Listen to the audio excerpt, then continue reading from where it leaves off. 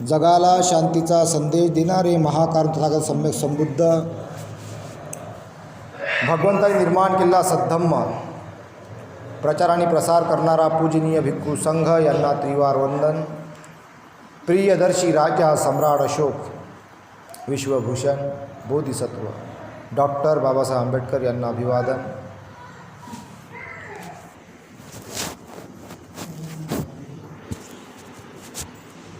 आपण आज अशा विषयावर प्रवचन करू का जे फार महत्त्वाचं आहे आणि थोडं सोप्या भाषेमध्ये मी सांगण्याचा प्रयत्न करतो. आणि त्यापासून काही आपल्या जीवनामध्ये दुःख येत राहते,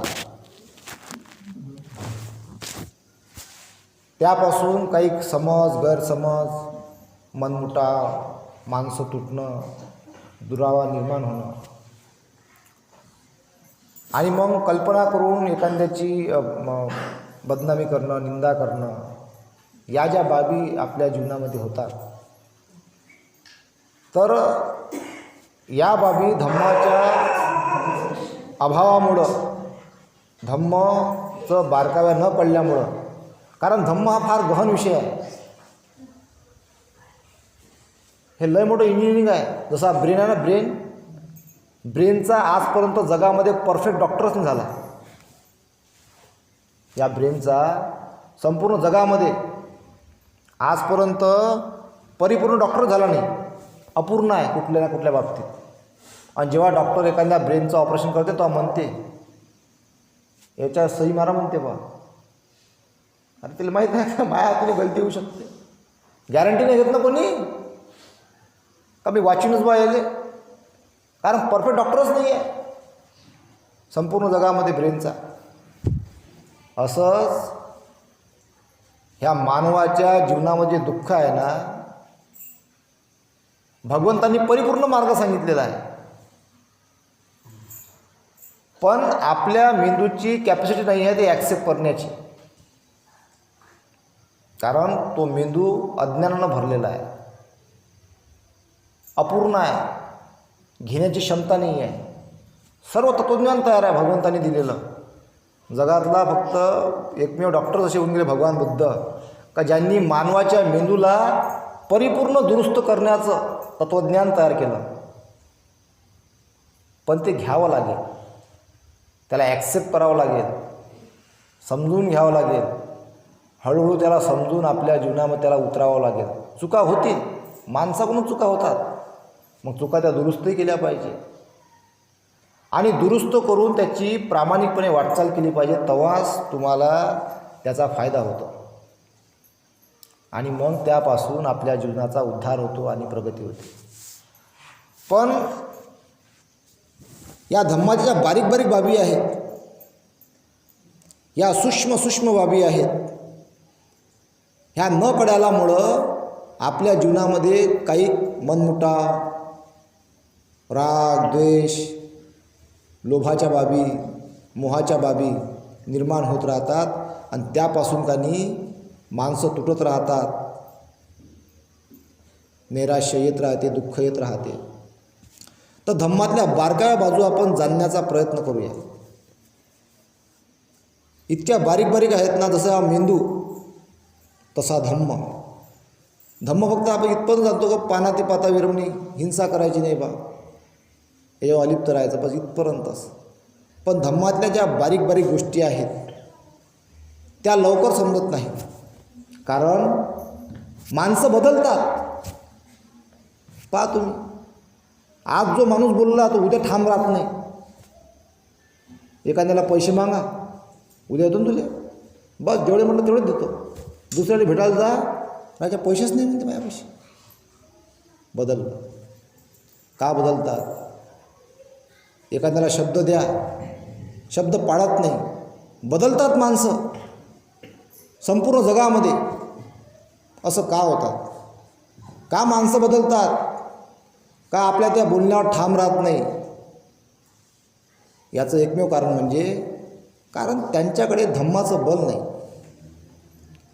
क्षण माणसं बदलतात, क्षणाला ते नवीन नवीन विचारांचा जन्म ग्रहण करत राहतात. विचारांचा लगेच काही, थोड्या वेळानं अधिक काही, थोड्या वेळानं अधिक काही बदलत राहतात. माणसाने घरी घेऊन शपथ घेतली, आता दारू पिणारच नाही. चौकात गेले, आणली, गुण मारून आले, बापा बदलला माणूस. तर क्षणाक्षणाला माणसं बदलतात. का बदलतात? कारण धम्माचा फार मोठ्या प्रमाणात अभाव आहे बारकाया कळल्याने. पण भगवान बुद्ध कधीच बदलले नाही. त्यांच्या बोलण्यामध्ये जसे बोलत होते तसे चालत होते, आणि जसे चालत होते तसेच बोलत होते. हे एकमेव कारण आहे. म्हणून संपूर्ण जगामध्ये जो तथागत शब्द आहे, तथागत हा लय मोठं पद आहे जगातलं, तथागत. आणि हे तथागत फक्त जगामध्ये फक्त एकमेवच होऊन गेले, ते भगवान बुद्ध. त्यांच्याशिवाय तथागत हा शब्द कोणालाच लागत नाही. जसा बोलतो तसा चालतो, सोप्या भाषेमध्ये त्याचा अर्थ सांगून राहिलो. जसा बोलतो तसा चालतो, जसा चालतो तसा बोलतो. भगवंताचं एक एक पाऊल हे अभ्यासपूर्ण होतं. भगवंताचा एक एक शब्द हा परिपूर्ण होता. भगवंताची एक एक चाल हे परिपूर्ण होती, कारण ते तथागत होते. भगवंताला भगवानच का म्हणतात? फक्त भगवान शब्द भगवान बुद्धालाच लागतो. मी बाकीच्या मला विषय काही बोलायचंच नाही आहे. जाणून घ्यायचं असेल तर इथं पर्सनल चर्चा मग माझ्याशी कोणी कधी करू शकतात. भगवान शब्द फक्त भगवान बुद्धालाच लागतो. सगळ्यांना भगवान शब्द लागत नाही. भग नष्ट करणारा, वान म्हणजे तृष्णा, तृष्णाला परिपूर्ण नष्ट करणारा म्हणजे भगवान. एकमेव होऊन गेले, त्यांनाच भगवान शब्द लागतो. बाकी मग त्याचं लावण्यात आलेलं असेल त्याच्याबद्दल मला काही बोलायचं नाही, पण भगवान शब्द फक्त भगवान बुद्धालाच लागतो. तर या ज्या बाबी आहेत धम्मातल्या,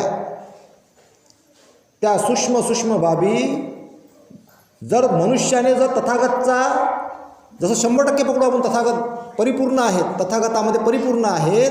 जर तथागताचा गुणधर्म जर सामान्य मनुष्यांनी जर 0.1%, 1% नाही म्हणू आपण, पण 0.1% जरी अंगीकृत केला ना तथागतचा अंगीकृत शब्द, तर त्याचा जीवनाचा उद्धार होते. इतका पॉवर आहे त्याच्यामध्ये. पण नाही होत असं. जे लोक त्याच्यामध्ये उतरतात त्यांचा उद्धार झालेला आहे, प्रगती झालेली आहे. फक्त 0.1% तथागत जरी उतरलं तरी. तर भगवानचा शब्द, भगवानचा 100% परिपूर्ण भगवंत आहे. पण त्यातला जर 0.1% जरी भगवानसारखा जर एखादा मनुष्य राहायला सुरुवात केली ना तर त्याचा जीवनाचा उद्धार होते, त्याचं नाव होते. काय म्हणतात म्हणजे देवासारखा भेटला. तर ह्या बाबी मनुष्याने आपल्या जीवनामध्ये उतरवल्या पाहिजे. आता विविध प्रकारचे लोक असतात, विविध प्रवृत्त्या असतात. एखादा मनुष्य जर आपल्याला काही चांगलं सांगत असेल किंवा चांगलं बोलत असेल तर त्याची लोक काही जण परीक्षा घेतात. मग त्याची परीक्षा घ्यायला पाहतात. हे ते परीक्षा कोण घ्यावी? मग धम्म समजला का? तो परीक्षा त्यालाच घेता येते जो त्याच्या वर्त आहे, त्याच्या वर्त. खालच्यानं परीक्षा नाही घ्या, जो स्वतः दोषी आहे तो त्यानं परीक्षा नाही घ्या, मग दोष लागते जास्त. परीक्षा वरचा घेत असते, खालचा नाही. आणि काही बाबी अशा असतात का ज्या तुम्ही जाणू शकत नाही, समजू शकत नाही. या जाणण्यासाठी, समजण्यासाठी धम्मातल्या ज्या प्रोसेस आहेत, पायऱ्या, त्या चालाव्या लागतात. धम्मातल्या पायऱ्या जोपर्यंत आपण चालत नाही तोपर्यंत आपण माणसं ओळखू शकत नाही. जसं यामध्ये आर्य अष्टांगिक मार्ग आहे, सम्यक दृष्टी, सम्यक व्यायाम, सम्यक कर्मांत, सम्यक आजीविका. याला फक्त एक टॅगलाईन वाचतेच ना आपण. सम्यक दृष्टीला बा असं म्हणतात, मग तेवढंच जाणतो आपण. पण त्यामध्ये या बारकाव्या आहेत, बारकाव्या नाही माहीत ना. बारकाव्या न माहीत असल्यामुळे कधी मग आपण त्यामध्ये संभ्रमात पडतो. तर एखाद्या विषयाला जर घेऊन जर काही बोलायचं असेल तर आपल्याला काही तो विषयाच्या गहन अध्ययनामध्ये जावं लागते. आता जे मी हे बोलून राहिलो ना, याचा पर्टिक्युलर शब्द बोललं तर मन दुखन. म्हणून मी अशा प्रकारचे शब्दांची रचना करून वापरून राहिलो, त्याला समजण्याचा आपण प्रयत्न करावा. निंदा, प्रशंसा, आनंद, दुःख या ज्या बाबी आहेत, या मनुष्याच्या जीवनामध्ये तेव्हाच येतात का जेव्हा काही निंदा प्रशंसा. निंदा कधी होते माणसाची? जेव्हा तो काहीतरी चुकीचं करते तेव्हा निंदा होते. प्रशंसा कधी होते? जेव्हा चांगलं करते तेव्हा आनंदित ते प्रशंसा होते, तेव्हा माणसाला आनंद होते. पण भगवंताने तर काय सांगितलं? उपेक्षा भाव ठेवा म्हणते. काय म्हणते भगवंत? उपेक्षा भाव ठेवा म्हणते. कारण तुझी निंदाही होणार आहे, प्रशंसाही होणार आहे. पारमिता आहे ती एक उपेक्षा भाव. कारण प्रशंसा झाली तर भल्ला आनंद होते, बापरे भल्ला खुश माणूस गदगद हसते, आनंद होते. आणि निंदा केली तर मग दुःखी होते. म्हणून उपेक्षा भाव आहे, तो उपेक्षा भावही असला पाहिजे. भगवंताच्या धर्मामध्ये ज्या बारकाव्या आहेत, ज्या बाजू आहेत, त्या जर आपण नाही समजून घेतल्या तर जर निंदा केली तर मग तो माणूस काय करते? यानं माझी निंदा केली म्हणते, आता बदला घेईन म्हणते मी याचा. तसं नाही, त्याच्यावर अनुकंपा करायची, करुणा करायची. निंदा का झाली बा, दुरुस्त्या करायच्या आणि पुढे वाटचाल करायची. प्रशंसा केली तर त्याच्यामध्ये भारावून जायचं नाही, वाहून जायचं नाही. आणि वाहून गेलं का मग माणूस थांबून जाते, काम नाही होत. आणि तसं सुरायला आता समाजामध्ये. आमची जे प्रगती झाली ते बाबासाहेबांच्या वलयामुळं, वजनामुळं, त्या धम्मबलामुळं, आरक्षणानं, आपण ह्या सगळ्या बाबी म्हणतो, झाली प्रगती. आता पण परिपूर्ण झाली काय? की तो उपेक्षा भावच माहीत नाही आम्हाला. तर 1900 क्षणामध्ये इतका आम्ही त्याचा उदो केला, इतका आनंद साजरा केला का त्याच्यामध्ये वाहून गेलो. आम्ही एक गाणं वाजवलं एका काही काळा अगोदर, हाय कोणाचं योगदान लाल दिव्याच्या गाडीला. लाल दिव्याची गाडीच बंद करून टाकली, केली ना बंद. तुम्ही गाणं बनवलं, गाणं वाजवलं, त्या गाण्यावर नाचले, ती गाडीच बंद केली. आता गाणं कोणतं वाजवतो आपण? तू इतकं दिलं मला कधी सरावं, तुला देव म्हणावं की भीमराव म्हणावं. आता वाजलं गाणं, काम चालू झालं. आता सरून राहिला, आता सरून राहिलं ना. मी शोधतो बाबा, मला दिसतच नाही, सरून राहिला. हे संकेत ओळखून घ्या तुम्ही. आणि हे आपल्यासाठी नाही आहे, सगळ्यांसाठी आहे. जेवढे बहुजनामध्ये लोक आहेत, SC ST OBC सर्वांसाठी आहे. बाबासाहेबांनी उद्धार सर्वांचा केला. SCचा केला, STचा केला, OBCचा केला, मायनॉरिटीचा केला. बाबासाहेबांनी इथपर्यंत का ज्यानं बाबासाहेबांचा वैर केला, राग केला, त्याच्यावरही सुद्धा बाबासाहेबांनी अनुकंपा केली. त्याचंही कल्याण व्हावं, मंगल व्हावं, हे बाबासाहेबांनी त्या संविधानामध्ये तरतूद करून ठेवली. इतकं महान कार्य बाबासाहेबांनी केलं. पण त्यांचं कार्यच ओळखून नाही राहिले, कोणी समजून घेत नाही. बारकाया बाबासाहेबांच्या कळल्या नाही. बाबासाहेबांचे जितके उपकार या भारतातल्या नागरिकांवर आहे तितके कोणाचेच नाही. आणि ज्यांना जाणून घ्यायचं असेल तर या अशा छोट्या मोठ्या बोलण्यामध्ये जाणता येत. चर्चा करावं लागन, समजून घ्यावं लागन, डिस्कस करावं लागन, चिंतन मनन करावं लागन. अनंत उपकार केलेले आहे या भारतातल्या नागरिकांना दुरुस्त करण्यासाठी. बाबासाहेबांनी जे जे साहित्य लिहिलं, जे जे भाषणामध्ये बोलले, जे जे बाबासाहेबांनी लिहून ठेवलं, ते सर्व साहित्य इतकं मूल्यवान आहे का एखाद्या माणसाला दुरुस्त करण्यासाठी परिपूर्ण आहे. भारतातील जनतेला दुरुस्त करण्यासाठी परिपूर्ण आहे. त्याला चांगल्या दिशेकडे वाटचाल करण्यासाठी परिपूर्ण आहे. एखाद्या धर्माला सुंदर बनवण्यासाठी, एखाद्या धर्माला दुरुस्त करण्यासाठी, एखाद्या धर्माला पवित्र चांगलं बनवण्यासाठी ते परिपूर्ण आहे. इतकं सुंदर साहित्य बाबासाहेबांनी तयार केलं. पण त्याला समजून घेत नाही लोक. का समजून घेत नाही? भयंकर अज्ञान आहे. जरी तो शिकला आहे ग्रॅज्युएशन, पोस्ट ग्रॅज्युएशन, PhD किती शिकला असेल, पण तरी तो बाबासाहेबांच्या ज्ञानाला समजू शकत नाही, इतका तो अज्ञानी आहे. त्यांच्या मार्गाला समजू शकत नाही, त्यांच्या लिखाणाला समजू शकत नाही. फक्त त्यामुळे तो हेच शोधते, आमच्या खिलाफ लिहिलं, आमच्याबद्दल लिहिलं, आमच्याबद्दल असं. अबे राजा, एखाद्या गुन्हेगाराला दुरुस्त करायचं असेल तर त्याला चापडच मारतात ना पुढशीमध्ये, त्याची आरती करते. एखाद्या गुन्हेगाराला दुरुस्त करायचं असेल त्याची आरती करते का? त्याला चापट मारतात, त्याला खबरदार देतात, पाय आता चोरी करशील तर पाय आता सोडतो. बाबासाहेबांनी विचारांचे झोडपे दिलेले आहे, तत्त्वज्ञानाचे झोडपे दिलेले आहे बदमाशाला दुरुस्त करण्यासाठी. त्या माणसाच्या मेंदूमध्ये जे घाणीचे किडे जे साठवलेले आहे त्या किड्यांना नष्ट करण्यासाठी ऑपरेशन आहे ते. बाबासाहेबांचं जितकंही साहित्य आहे ते एका प्रकारचं ऑपरेशन आहे. माणसाच्या मेंदूमध्ये जेवढेही भेदाभेदचे किडे, कर्मकांडाचे किडे, उच्च नीचाचे किडे, मान अपमानाचे किडे, जे मनुष्याला अछूत समजतात, नीच, त्यांना अपमानित करतात, माणसाला कमी लेखतात, दरिद्री समजतात, अशा लोकांच्या डोक्यातले किडे काढण्यासाठी बाबासाहेबांनी संपूर्ण साहित्य लिहिलेलं आहे. समजलं पाहिजे ना, ते वाचा लागन, समजून घ्या लागन, त्याच्यावर चिंतन करावं लागन. का इतक्या महान माणसाला असं का लिहिलं, यामध्ये असे काय दडलेलं आहे, त्याच्यावर PhD करावी असं ते साहित्य आहे. आणि त्या साहित्यावर असंख्य PhD होऊ शकतात, इतकं महान ते साहित्य आहे. कारण बोधिसत्व होते, आणि बोधिसत्व हे कुठल्याही महाविद्यालयामध्ये मिळत नाही पदवी, त्यांना ते प्राप्त झालेले आहे बोधिसत्व. सारं जग बाबासाहेबांना बोधिसत्व म्हणतात. संपूर्ण जगातला भिक्खू संघ बाबासाहेबांना बोधिसत्व मानतो. ही उपाधी त्यांना दिलेली आहे. बुद्धपुत्रांनी त्यांना उपाधी दिलेली आहे बाबासाहेबांना बोधिसत्वाची.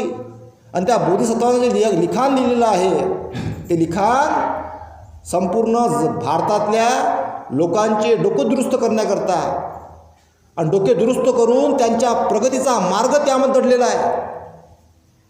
आताही जाणून घ्या, ते साहित्य आताही उपलब्ध आहे. जोपर्यंत जाणणार नाही, त्याला वाचणार नाही, समजणार नाही, चिंतन करणार नाही, मनन करणार नाही, तोपर्यंत तुम्ही या अंधारातून बाहेर निघू शकत नाही. या जळालेल्या भयंकर अंधकारातून जर बाहेर निघायचं असेल आणि आपल्या मुलांचं उज्ज्वल भविष्य होऊ द्यायचं असेल तर तुम्हाला बाबासाहेबांचं साहित्य वाचावं लागेल, चिंतन करावं लागेल, मनन करावं लागेल, त्याच्यावर संशोधन करावं लागेल. इतका महान व्यक्ती असं का बोलला, इतक्या महान व्यक्तीनं हे साहित्य का लिहिलं, त्यांचा एकूण एक शब्द, त्या काळामध्ये काय परिस्थिती होती, कुठल्या परिस्थितीमध्ये कुठल्या शब्दांची रचना त्या लिखाणामध्ये आलेली आहे, त्याच्यावर चिंतन मनन करून ते आपल्या जीवनामध्ये उतरावं लागेल. त्यापासून काहीतरी बोध घ्यावा लागेल, समजून घ्यावा लागेल.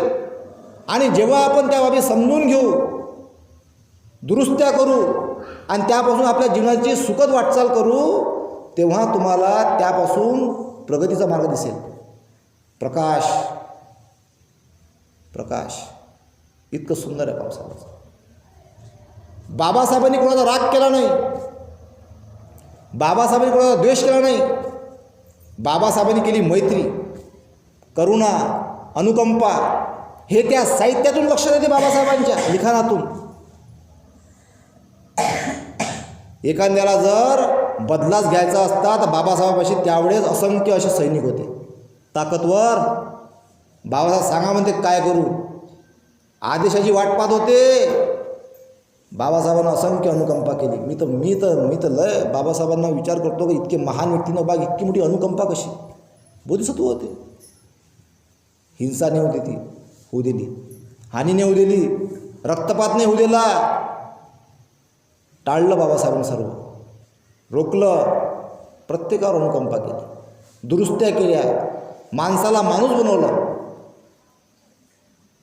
माणसाला माणूस बनवलं. ज्यांच्या डोक्यामध्ये भूत भरलेला होता, अंधार होता, त्याचा अंधार बाबासाहेबांनी दूर केला, त्यांचा भूत काढला.